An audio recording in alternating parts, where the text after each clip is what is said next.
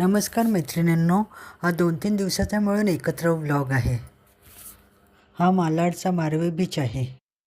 Saturday Sunday आम्ही family पिकनिकला जाणार आहोत. त्यासाठी आम्ही इकडे आलो आहोत. आम्ही या स्पॉटवर सगळे एकत्र भेटणार आहोत फॅमिली. त्यानंतर जेट्टीने क्रॉस करून आम्ही आमच्या रिसॉर्टवर जाणार आहोत. तोपर्यंत मी थोडंसं शूट घेतलं आहे. संध्याकाळीची 6-6:30ची वेळ आहे. त्यावेळेला सूर्यास्त होतो, त्यामुळे वातावरण एकदम सुंदर छान झालं आहे. पिवळसर सूर्यास्त होत आहे. बीचवरचा सुंदर सनसेट पाहायला मिळाला. जणू काही सूर्य आपल्याला सांगतो आहे की आजचा दिवस गेला, उद्या परत नवीन जोमाने नवीन दिवसाची सुरुवात करा.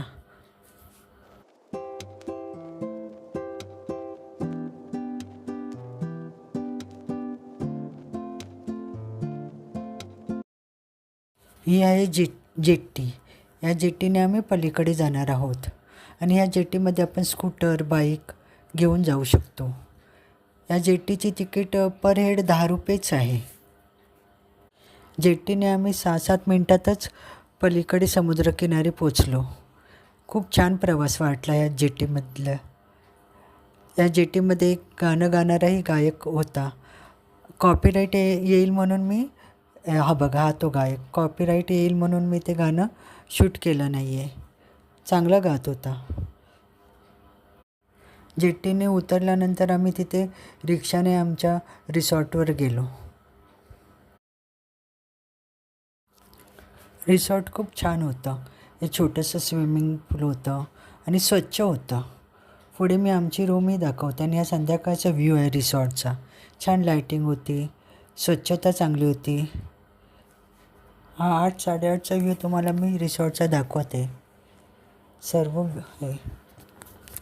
ही रूमही खूप छान स्वच्छ होत्या आणि सेवा चांगल्या होत्या. सगळं व्यवस्थित घेत होते. गरम पाणी होतं. टॉयलेट बाथरूमही एकदम क्लीन होते. गेल्याच मुलांनी असं स्विमिंग पूलमध्ये उतरून मजा करायला सुरुवात केली. खूप छान स्विमिंग पूलही स्वच्छ होता. दुसऱ्या दिवशी ब्रेकफास्ट वगैरे करून आम्ही ह्या बीचवर आलो. रिसॉर्टपासून अगदी 2-3 मिनटावरच होता. तिथे आम्ही काही शूट केलं आहे. ते शॉर्ट्स टाकले आहेत. शॉर्ट्स नक्की बघा, तुम्हाला नक्कीच आवडतील. हा बीचही खूप सुंदर आहे, स्वच्छही आहे आणि महत्त्वाचं म्हणजे जास्त गर्दीही नव्हती. अशा स्वच्छ बीचचा आनंद घेण्यासाठी आपण अलिबागला जातो आणि एवढ्या लांब गेल्यानंतर आपण साहजिकच 2 दिवस तरी राहतो. त्यापेक्षा जवळ, बजेट फ्रेंडली हा बीच खूपच छान आहे. तुम्ही नक्की एकदा या बीचला भेट द्या. तुम्हालाही नक्कीच आवडेल. खूप सुंदर, छान आहे. मुंबईपासून जवळ. वेळही वाचतो आणि जास्त त्रासही वाटत नाही.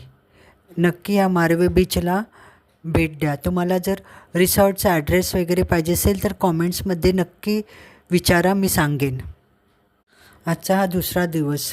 आमचं 6-6:30चं चेकआउट होतं, त्यामुळे आम्ही 5-5:30लाच सनसेटचा आनंद लुटण्यासाठी बीचवर आलो होतो. मुलांना हॉर्स रायडिंग केली.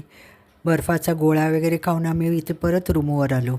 परत निघतानाचा मी हा रिसॉर्टचा व्ह्यू दाखवत आहे. खूप सुंदर रिसॉर्ट होतं आणि सगळ्या ॲम्युनिटीज होत्या छान. असंच आपण परत भेटायचं असं एकमेकांना आश्वासन देऊन फॅमिली आम्ही परत आपापल्या घरी निघालो. परत जेट्टीचा प्रवास. हा जेट्टीचा रात्रीचा व्ह्यू आहे. जेट्टीवरून उतरताना खूप सुंदर व्ह्यू होता.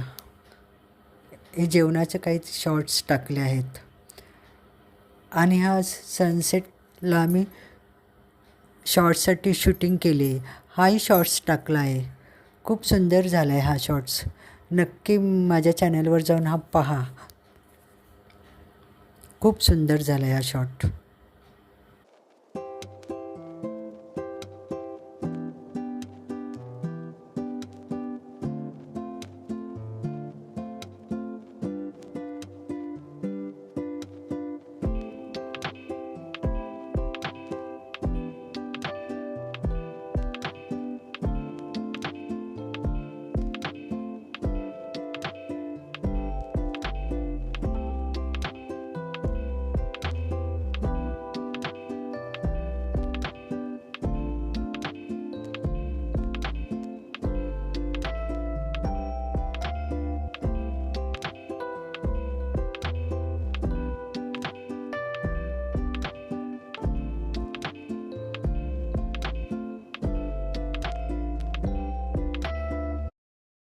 आजकाल कामात आपण सर्वजण एवढे बिझी असतो की साधा फोन करायलाही आपल्याला वेळ मिळत नाही.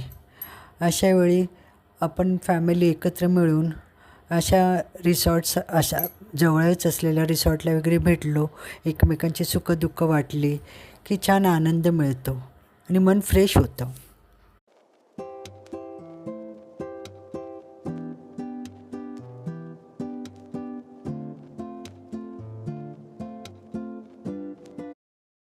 हा दुसरा दिवस होळीचा.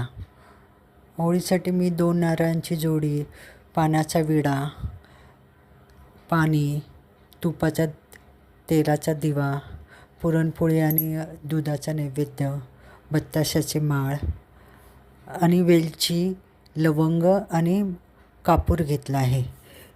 तुम्ही हे होळीमध्ये टाकता का? नक्की मला कॉमेंट्समध्ये सांगा. आणि ही मी केलेली छान अशी देवपूजा.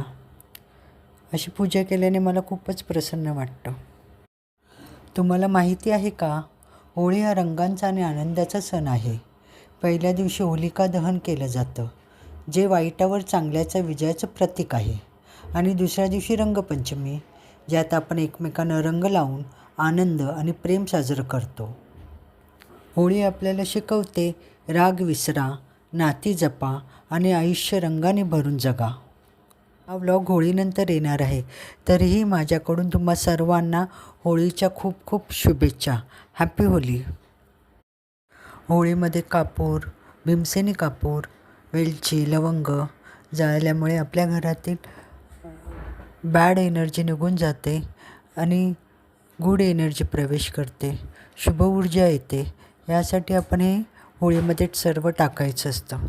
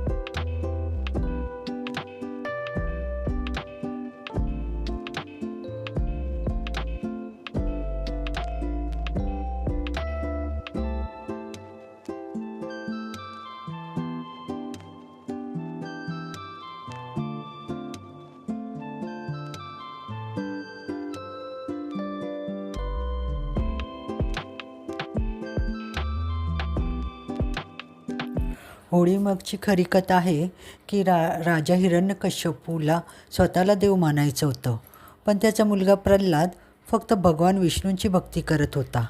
वडिलांनी कितीही त्रास दिला तरी प्रल्हादाचा विश्वास ढळला नाही. शेवटी होलिका, जिने अग्नीत न जळण्याचा वर मिळवला होता, ती प्रल्हादाला घेऊन अग्नीत बसली. पण काय झालं माहीत आहे? भक्तीच्या शक्तीने प्रल्हाद वाचला आणि होलिका जळून गेली. म्हणूनच होळी आपल्याला शिकवते, सत्य आणि भक्ती नेहमी जिंकतात. विश्वास ठेवा, विजय तुमचाच होईल. एका लहान मुलाच्या भक्तीने अग्नीलाही हरवलं.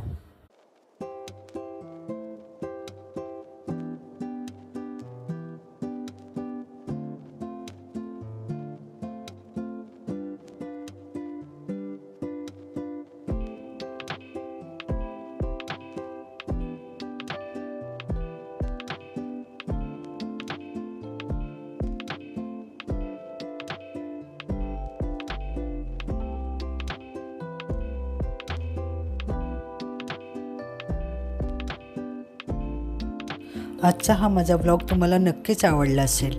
आवडल्यास लाईक, शेअर, सबस्क्राईब नक्की करा. परत भेटू अशाच छान अशा नवीन ब्लॉगमध्ये. तोपर्यंत बाय. श्री स्वामी समर्थ. जय जय स्वामी समर्थ.